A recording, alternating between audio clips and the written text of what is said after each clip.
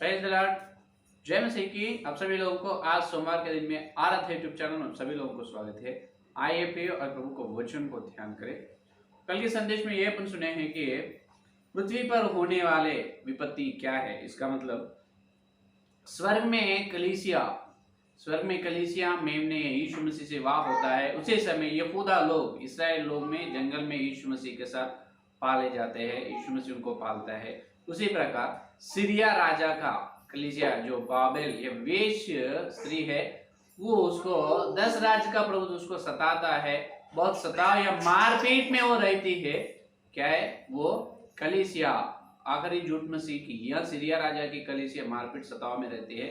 वहां तक अपने उसी समय जो पशु और उसका अंक और उस मूर्त पर विजयवंत पाए हैं, वो लोग परमेश्वर के न्यायासन के सामने, जो परमेश्वर के सामने स्तुति आराधना कर रहे हैं। मूसा का गीत और नए और प्रेरित लोग भी गीत गा रहा है, मेमने का गीत। तो वहां तक ध्यान करें। आया अपन ध्यान चाहिए कि स्वर्ग से 7 प्रकार की विपत्तियां धरती पर होने वाले हैं। देखिए, यही प्रकाशित वाक्य 16 अध्याय पहला वचन, 16 अध्याय पहला वचन, दूसरा वचन देखिए। अतः पहले स्वर्गदूत ने जाकर अपना कटोरा पृथ्वी पर उंडेल दिया और उन मनुष्यों के जिन पर पशु की छाप थी और जो उसकी मूर्ति की पूजा करते थे, एक प्रकार का बुरा और दुखदायी फोड़ा निकला। ये देखिए पहला पीड़ा। 7 स्वर्गदूत ने ऊपर से क्या करते, 7 कटोरा से उंडेल करते हैं धरती पर। 7 प्रकार की विपत्ति आएंगे। उसमें पहला विपत्ति यह है कि पहला स्वर्गदूत ने कटोर उंडेल किए हैं धरती पर। जब जो लोग सीरिया राजा की मूर्ति को, या 666 संख्या के मुहर जिसके माथे पर, जिसके हाथ पर है, ये लोग को बहुत दुखदायी फोड़ा आते हैं। दुखदायी फोड़ा निकलेगा। उसका दर्द इतना रहता है, बहुत भयानक दर्द रहता है। तो इस्राएल लोग धरती पर है, लेकिन वो जंगल में, उनको किसी प्रकार का पीड़ा, किसी प्रकार का हानि ना होगा, क्योंकि परमेश्वर खुद इस्राएल लोगों को संभालते हैं और उनकी रक्षा करते हैं। ये पीड़ा किनके लिए है? जो अन्य जाति लोग, और विशेष रूप से 666 संख्या का मुहर हाथ या माथे पर डाल ली है, उनको ये पीड़ा बहुत है। तो पहला पीड़ा क्या होता है? स्वर्गदूत ने पहले कठोर धरती पर उंडेल किया। जब ये पशु की मूर्त को स्तुति करे है और उसे धन्यवाद करे है, वो लोगों का क्या होता है? दर्द, बहुत दर्द की फोड़ा निकलेगा उनके शरीर पर, बहुत दुख है। यह पहला। और दूसरे क्या होगा? देखिए तीसरा वचन, दूसरे स्वर्गदूत ने अपना कटोरा समुद्र पर उंडेल दिया और वह मरे हुए के लहू जैसा बन गया और समुद्र में का हर एक जीवधारी मर गया। ये देखिए, अपन दूसरा तुरही फूंकने के बाद एक संभोग ऐसा ही देखा है। स्वर्ग में दूसरा तुरही फूंकने के बाद स्वर्गदूत ने धरती पर समुद्र में तीसरा तिहाई भाग, समुद्र में से तिहाई भाग ही लहू बनेगा, पानी। लेकिन देखिए, यहाँ पर प्रकाशित वाक्य 16 अध्याय 13 वचन में, यहाँ पर दूसरा स्वर्गदूत ने कटोर को धरती पर उंडेल दिया है। जब सारे जीवधारी, इसका मतलब पीने पानी, जहाँ जो समुद्र में से पीने के पानी है, सारे प्रकार का समुद्र और उसके अंदर जो जीव राशि, समुद्र के अंदर जो प्राणी, सब पूरा मर जाएगा, एक भी बचेगा नहीं। पूरा समुद्र पूरा लहू के जैसा घट, एकदम घट हो जाएगा, वो लहू समुद्र बन जाएगा। ऐसा बनने से क्या होगा? हर एक समुद्र से, अभी पूरा अपन देखे तो सारे संसार में 7 बड़ा समुद्र है, सप्त समुद्र कहा जाता है। सप्त समुद्र 7 है। 7 समुद्र और छोटे समुद्र जो है, हर एक समुद्र के पानी पूरा लहू बनेगा, उसके अंदर जीव राशि पूरा मर जाएगी। वो कहाँ भी समुद्र को देखो तो लहू लहू लहू, कैसा लाल, जैसा एकदम रेड कलर में एकदम है, या नहीं? पूरा लहू को दिखाई देगा। तब क्या होगा? ये वातावरण प्रदूषण हो जाएगी। क्या हो जाएगी? पूरा मर जाएंगे और वो लहू में से बदबू निकलेगा, क्योंकि जीव प्राणी वही अंदर मर जाते हैं। मछली जो सारे प्रकार का है, मगरमच्छ सब कुछ रहते हैं, वो प्राणी मर जाते हैं, एकदम बदबू निकलेगा, उससे वातावरण प्रदूषित हो जाएगी। इसके द्वारा बहुत बीमारी भी आते हैं। यह दूसरे पीड़ा देखिए, पूरा क्या हो जाएगा? लाल रंग में आ जाएगा, हो जाएगा पानी पूरा। तीसरा देखिए, तीसरा स्वर्गदूत ने क्या करता है? चौथा वचन, 16 अध्याय 4 वचन। तीसरे स्वर्गदूत ने अपना कटोरा नदियों और पानी के सातों पर उंडेल लिया, पानी के सोते पर उंडेल लिया और वे लहू बन गए। और मैंने पानी के स्वर्गदूत को यह कहते सुना, हे पवित्र जो है और जो था, तू न्यायी है और तूने यह न्याय किया है। देखिए यहाँ पर तीसरा स्वर्गदूत ने कटोर को धरती पर उंडेल किया जब पीने के पानी, पहले दूसरे क्या हो गया, दूसरा कटोर उंडेल करने से समुद्र में पानी पूरा लहू बन जाए, लेकिन तीसरे स्वर्गदूत ने कटोर को धरती पर उंडेल करने से क्या होगा, पीने के पानी, जीव नदी कहा जाता है, जीव नदियों की पानी जहां जहां से अपन पीते हैं पूरा पानी लहू बन जाएगा, पूरा लाल रंग। अगर अपन नल को चालू करते हैं पानी पीने के लिए घर में कहाँ, तो भी पूरा क्या हो जाएगी, पूरा लहू आ जाएगी। क्या हो जाएगी, लहू आएगा, उसमें से पी नहीं सकते, कुछ पी नहीं सकते, क्योंकि ये नदियों में भी जो कुछ रहते हैं प्राणी वो भी मर जाएगा, वो एकदम बदबू, हाँ, तो लहू पी नहीं सकते। जब ये न्याय है, परमेश्वर इतना न्याय कर रहा है, क्योंकि अभी अपन देखे तो सब प्रकाशित वाक्य 5वां अध्याय में देखिए, प्रकाशित वाक्य 5वां अध्याय 10वां वचन में एक बार देखिए, 5वां अध्याय 10वां वचन में, और उन्हें हमारे परमेश्वर के लिए एक राज्य और याजक बन गया और वे पृथ्वी पर राज्य करते हैं। देखिए यहाँ पर देखिए ये कह रहा है कि देखो प्रकाशित वाक्य में ये 5वां अध्याय 9 का वचन देखिए, 9 का वचन, और वे यहाँ नया गीत गाने लगे, तो इस पुस्तक के लेने और उसी मोहर खोलने के योग्य है, क्योंकि तूने वध होकर अपने लहू से हर एक कुल और भाषा और लोग और जाति में से परमेश्वर के लिए लोगों को मोल लिया। यहाँ पर मेमना ने उनके पवित्र लहू के द्वारा क्या करे है, हर एक जाति कुल से क्या करे है, लोगों को मोल लिए है, पवित्र लोगों को। तो ये सब लोगों की लहू ने पुकार रहे हैं, ये सब लोगों का लहू ने पुकार रहा है 12 वचन में, और वे ऊंचे शब्द से कहते हैं, वध किया हुआ मेमना ही सामर्थ और धन और ज्ञान और शक्ति और आदर और महिमा और स्तुति के योग्य है। ये देखिए 11 वचन, 10-11 वचन, जब मैंने देखा तो उस सिंहासन और उन प्राणियों और उन प्राचीनों के चारों ओर बहुत से स्वर्गदूत का शब्द सुना, जिनकी गिनती लाखों और करोड़ों थी।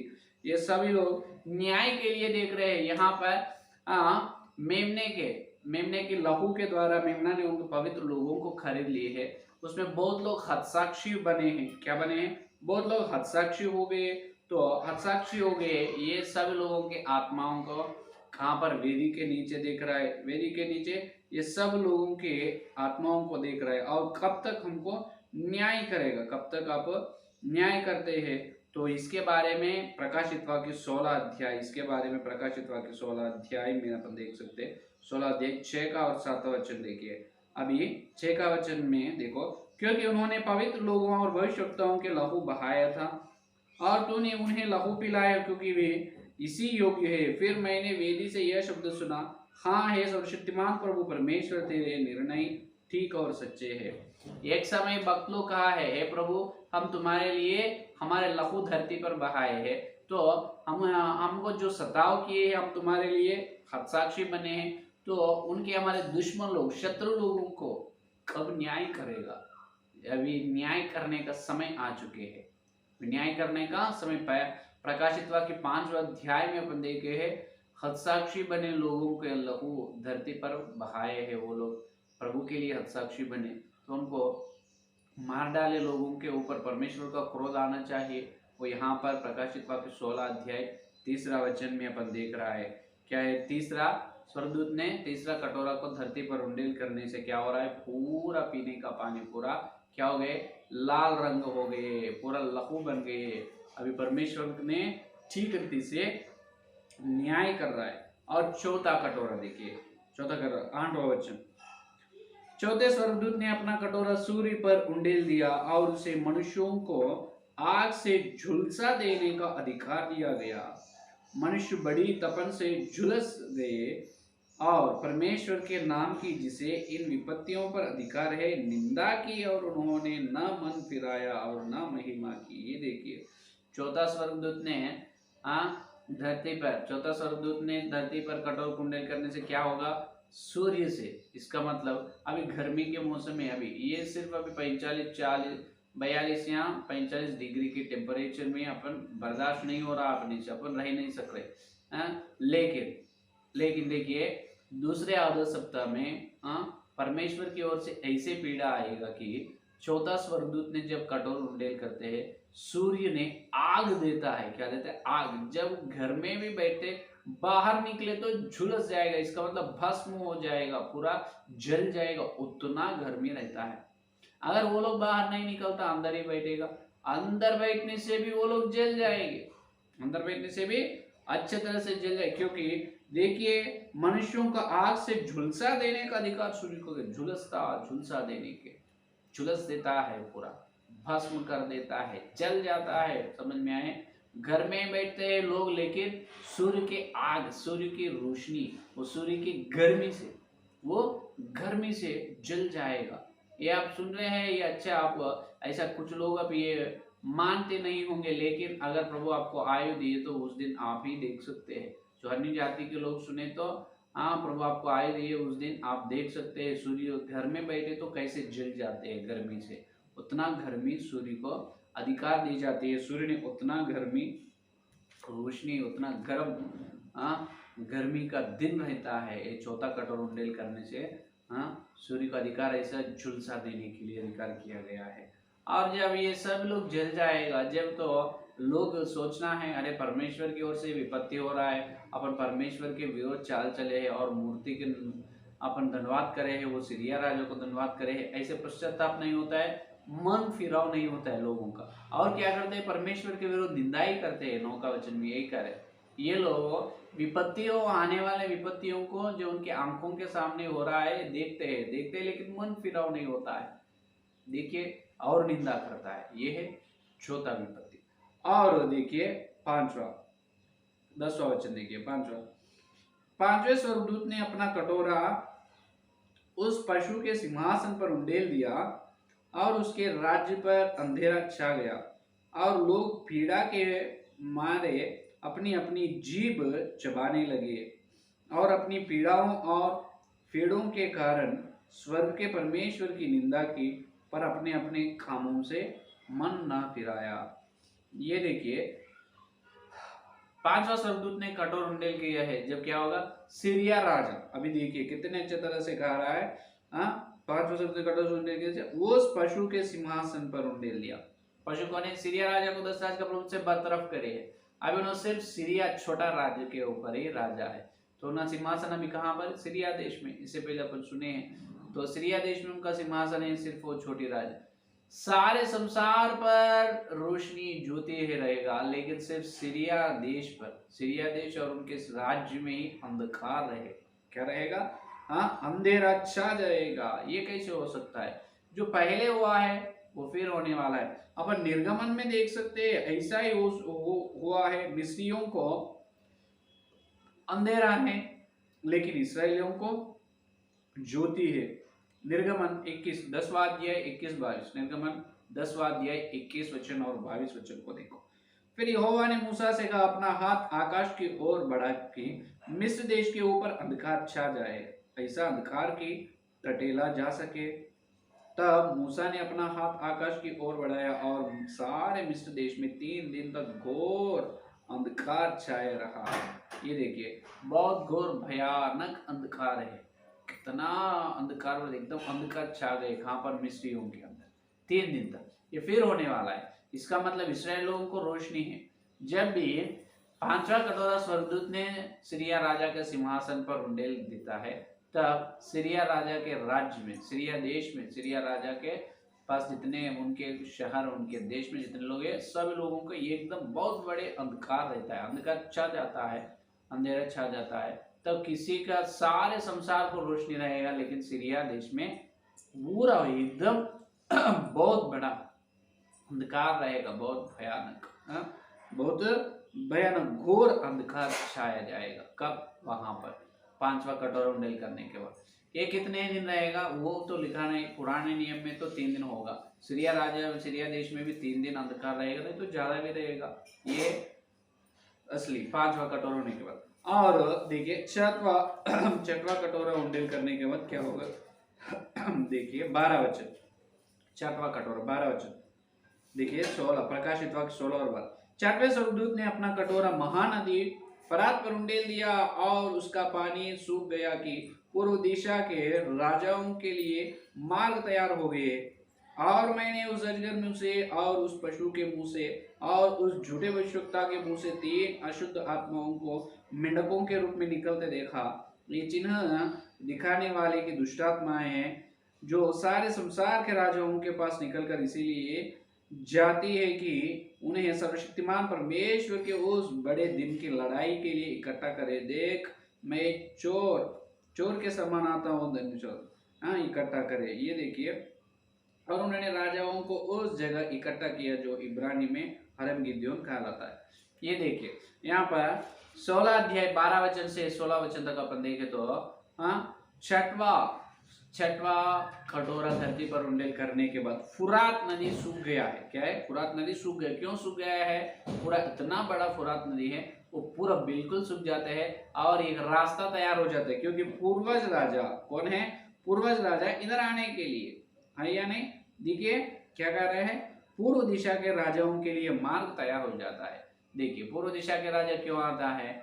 इधर आएगा कि कहां पर? सीरिया राजा के पास। जब ये आ गए, ये सीरिया राजा के मुंह और झूठा भविष्यवक्ता के मुंह से 3 दुष्टात्मा निकलता है। वो कैसे रहता है? वो तीन यूहन्ना के आंखों का ऐसे दिखा जाए मेंढकों के जैसा। 3 दुष्टात्मा ने सीरिया अशुद्ध, वो पशु के मुंह से सीरिया राजा के मुंह और झूठा भविष्यवक्ता के मुंह से वो अशुद्ध दुष्ट आत्मा 3 निकलता है। वो मेंढकों के जैसा दिखाई दे रहा है। वो 3 आत्मा क्या करते मालूम है? सारे संसार के राजाओं को, जितने देश है धरती पर, इतने सार हर देश के राजाओं को इकट्ठा करता है। क्यों? इज़राइल लोगों के ऊपर युद्ध करने के लिए। क्या है? इज़राइल लोगों के द्वारा ही अपनी धरती पर ये बड़ी बड़ी विपत्तियां आ रहा है। पहले क्या हुआ है? अभी देखिए पहले कटोरा उंडेल करने से ये होगा है कि फोड़ा निकला है, शरीर पर फोड़ा निकला है। और दूसरी कटोरा से क्या हुआ? समुद्र का पानी लहू बन गया। तीसरी कटोरा उंडेल करने से नल का पीने का पानी, अभी कोई भी पानी कहाँ भी नहीं है पीने के लिए, प्यास लग रहा है तो। और चौथा क्या है? बहुत अंधकार है। चौथा तो ये है कि घर में बैठ के ही सूर्य ने झुलसा दे रहा है। घर में बैठे तो लोग जल जा रहे हैं, उतना गर्मी है। और 5वां कटोरा से सीरिया राजा का साम्राज्य पूरा अंधकार छा गया। तो ये पूरा पीड़ाएं सिर्फ इसीलिए आ रहे हैं कि इस्राएल लोगों के लिए, किसे? सिर्फ इस्राएल लोगों के कारण ही ये पूरा धरती पर क्या आ रहा है? विपत्ति हो रहा है। पहले अपन क्या करना है? इस्राएल लोगों से युद्ध करना है, उसको मार डालना है। आज तक सीरिया राजा के मन में ये है, क्या है? इस्राएल लोगों को, यहूदा लोगों को मार डालना। लेकिन अभी 6वां कटोरा धरती पर उंडेल करने के बाद क्या होता है? पूर्वज राजा और इधर आते हैं सीरिया राजा के पास। सीरिया राजा के और वो पशु और झूठा भविष्यवक्ता के मुंह से क्या निकलता है? 3 दुष्ट आत्मा, अशुद्ध आत्मा निकलता है, वो मेंढकों के जैसा है। ये सारे संसार के चारों ओर चलकर क्या करते हैं? सारे राजाओं को इस्राएल लोगों के विरुद्ध इकट्ठा करते हैं। ये ही युद्ध करने के लिए, वो ही युद्ध है 16 वचन में अरम गिद्योन युद्ध। क्या है वो युद्ध? ये है ही अरम गिद्योन युद्ध कहलाता है। युद्ध का नाम क्या है? अरम गिद्योन युद्ध। ये है बहुत भयानक युद्ध। समझ में आए? तो अभी ये सारे संसार के लोग, सारे देश के, हर देश के राजा लोग सीरिया इस्राएल लोगों के लिए ढूंढते। क्या करते हैं? इस्राएल लोग कहाँ पर है? मिलते नहीं वो लोग तो। वो लोग कोई मिलेगा नहीं, क्योंकि इस्राएल लोगों को ईश्वर परमेश्वर ने क्या करते? उसको छुपाया है, जंगल में रहता है, लेकिन वहां से ही लोग चलते हैं, लेकिन दिखाई नहीं देता है। इस्राएल लोगों को ऐसे अद्भुत रीति से परमेश्वर बचाता है और उसको पालते हैं। तो लेकिन अभी सारे संसार के राजा लोग क्या करते हैं? 6वां कटोरा उंडेल करने के बाद सारे संसार के लोग पूरा इस्राएल देश पर युद्ध करने के लिए चलते हैं। वो लोग को ढूंढना है, कैसे तो भी वो लोगों को पकड़ना है, उसको मार डालना है।